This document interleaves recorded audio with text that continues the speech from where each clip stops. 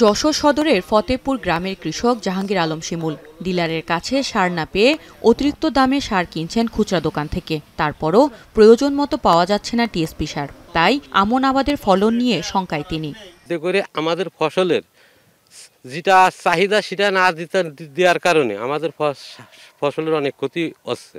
শহীদুলের মতো একই অবস্থা দক্ষিণ পশ্চিমাঞ্চলের ৬ জেলার সব কৃষকের। টিএসপি না পেয়ে ডিএমপি ব্যবহার করে উৎপাদন স্বাভাবিক রাখার চেষ্টা করছেন তারা। সার সংকটের জন্য সিন্ডিকেটকে দুষছেন অনেক কৃষকরা।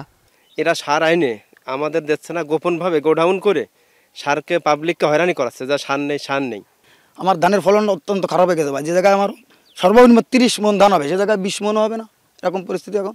ডিলারের কাছে গেলি কয় যে ফসফেট নেই, টিএসপি নেই, এইটা নাও ওইটা নাও, নিয়ে হয়তো দেওয়া আছে যে বুঝতে দিলাম, দেওয়ার পরে হয়তো গাছে পাতায় দান হলো কিন্তু ফলনে নেই।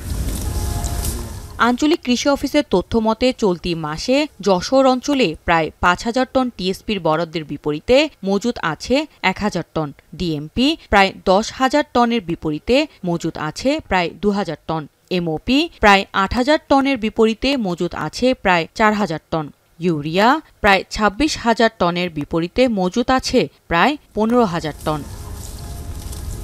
তবে এই তথ্য শুধু কাগজ কলমেই লিপিবদ্ধ রয়েছে, মাঠ পর্যায়ের চিত্র বলছে ভিন্ন বাস্তবতা। ডিলাররা বলছেন বরাদ্দকৃত সার স্থানীয় কৃষকদের চাহিদার তুলনায় খুবই কম।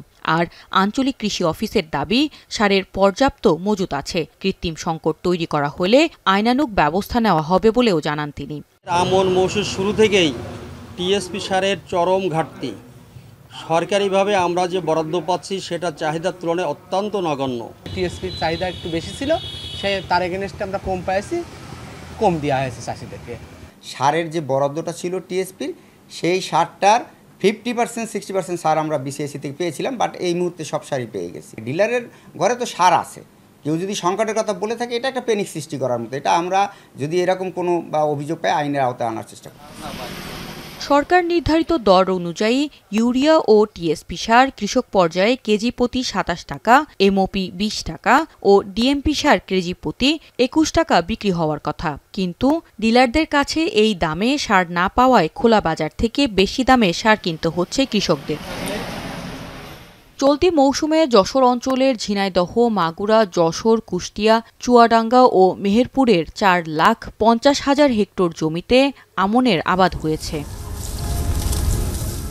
এখন যশোর।